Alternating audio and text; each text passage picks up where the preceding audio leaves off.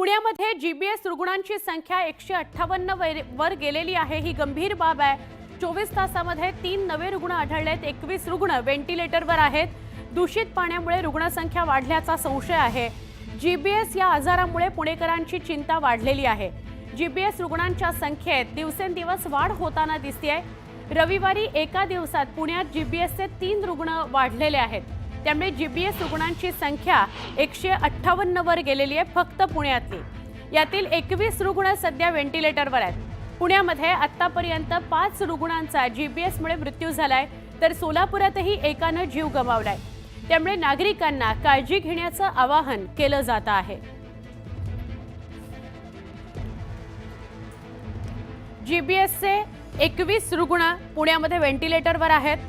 आतापर्यंत 5 जणांचा मृत्यू झालाय। सोलापुरातल्या एकाने जीव गमावलेला आहे आणि आता जीबीएसची रुग्णसंख्या ही 158 वर गेलेली आहे। ही गंभीर बाब आहे। जीबीएसचे गुलेन बॅरी सिंड्रोमचे 158 रुग्ण पुण्यामध्ये आहेत। आरोग्य यंत्रणा अलर्ट मोडवर आहे। योग्य ते सगळे उपाय केले जात आहेत। यंत्रणा सज्ज ठेवल्या गेलेल्या आहेत, पण खराब पाण्यामुळे, दूषित पाण्यामुळे गुलेन बॅरी सिंड्रोमचे रुग्ण वाढलेत असं सांगितलं जात आहे।